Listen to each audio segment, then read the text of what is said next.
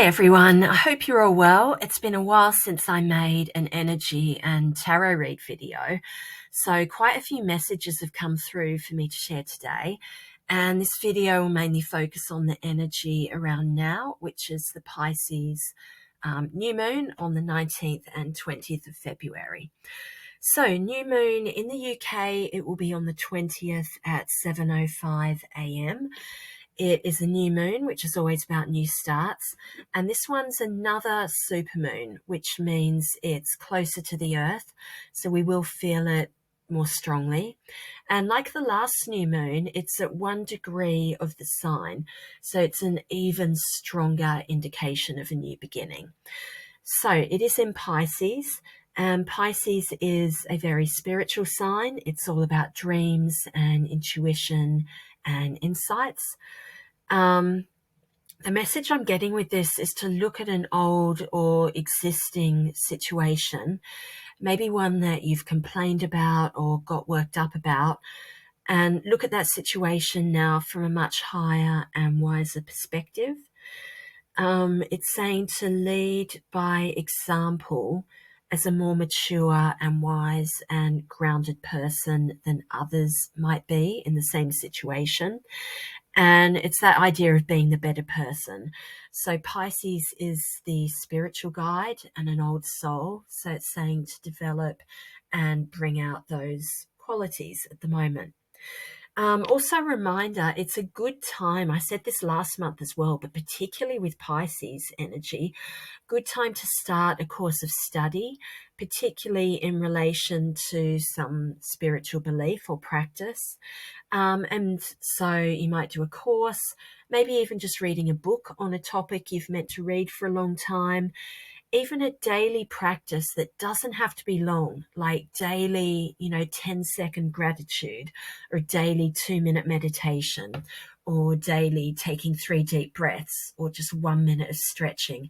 Just something small you feel like you can manage, but something that will become a regular practice that will enhance your well-being. It's a really good time to start that. Okay, so more on the astrology.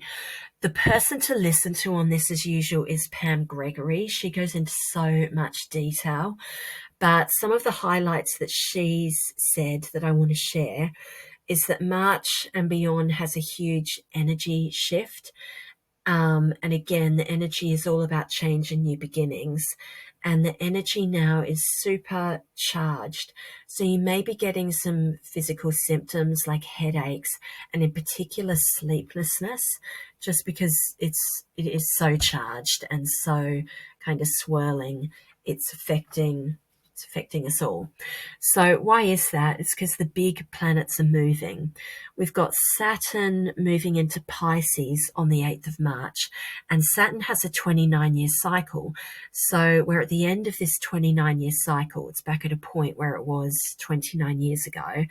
And Saturn changes signs about every 3 years. So it'll be moving into a whole new sector of your chart. If we look back, last time it changed signs was about the 23rd of March 2020, and Saturn being the planet of restriction and control, it went into Aquarius, which is society and the people. So you can see how these Saturn cycles play out. So now it's gone into Pisces. It'll be interesting to see how that plays out. There is a retrograde, but Saturn does stay in Pisces. So that's a big change coming up. Also, Pluto, the planet of transformation and power, is going into Aquarius. So the sign, like I said, of freedom and the people and society. So Pluto has a 248-year cycle. This is a huge change. And it does retrograde back into Capricorn in June for 6 months, but then in January 2024, it's back into Aquarius. And with Saturn and Pluto at the end of signs, that's called the anaretic degree, 29 degrees. It can be very intense. So there may be some more kind of final pushes for power and control before that sort of dissolves. The Sabian symbol for this, I think I mentioned, is the squirrel hiding from the hunters. So again, it comes back to that sense of people being in power who don't deserve to be, people in power who are abusing their power.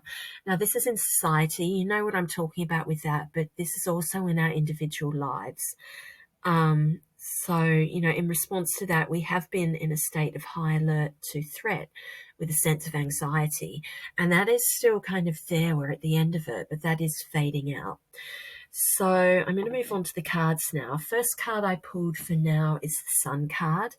And this is funny because I read this quote, which I've put here during the week, and I've had it on a post-it note on my desk. And that's totally echoed by this card. So keep your face towards the sunshine and the shadows will fall behind you. So this Sun card coming out now, I think, is a message of reassurance that many of us need right now. And it's saying that despite these power and control issues, whatever is coming in will have a positive outcome. That's always the message of the Sun card. So also what you're building on and what you're working on and preparing for now will have a positive outcome. And also you may have been just about to give up or been functioning on autopilot. So it's a reminder to face the sun, and also a reminder that you will feel that joy and warmth and happiness and light of the sun that's been missing. You will feel that again, and you will feel it soon. So that's a nice reminder of that. I also pulled the gold stone, which is actually a man-made stone. I don't really use it much, but the message of goldstone here is inspiration, ambition, positivity, and creativity. So that really links in with the Sun card. Also, I pulled amethyst, which is the Aquarius card. And like I say, all about people, freedom, people power, all those messages of Aquarius. Then I pulled the Four of Swords, and this card is all about pausing. It's a time of reflection. So he's not sleeping. His hands are in prayer in front of him. So the message here, it's important to take that time out, that we have taken that time out and reflected for moving on with a purpose and moving on with a calm and a good mindset, because we always make better decisions from a calm place.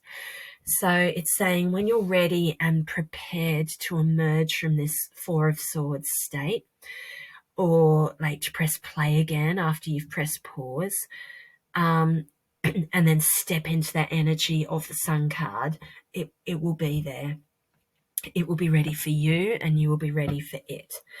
Another message here is that no matter what people around you are saying and doing, you can step into that Sun card vibration and mentality yourself, even if the other people around you aren't actually there. That's what I was saying before about sort of sometimes having to be the one who radiates that energy to bring it to others. Okay, so after that, a few more cards just fell out of the deck. And to me, they weren't cards forecasting where we are now or what's happening next, but it was a reflection back on the journey we've been on. And what a journey. So let me just talk you through these cards. Some or all of them may resonate with this journey, personal journey, your part in the bigger journey that you've been on. So we had the Nine of Swords, and this is referring to the despair you felt, the trauma, the pain, the worry, and the anguish. Then we have Temperance, Major Arcana, which is a huge nod to the patience that you showed and the waiting and the strength that took. And then here we go, another Major Arcana. We have the Tower, which is acknowledging the crisis that you experienced. Then we have the Five of Wands, which is more sort of everyday kind of chaos, conflict, and confusion. Then we have another Major Arcana, the Hermit. So this is referring to the withdrawal and the deep reflection that you did, and the connection with and understanding of and development of your inner light that you have gone through. And then we have the Three of Cups, which is the moments of celebration and rejoicing and reunion that you've experienced, or those that you're starting to plan for and are to come. So, wow, I hope there's something in that for you, everyone. I hope some of those messages resonated and helped. And I will be back again soon with further updates. Okay, thanks for listening, everyone.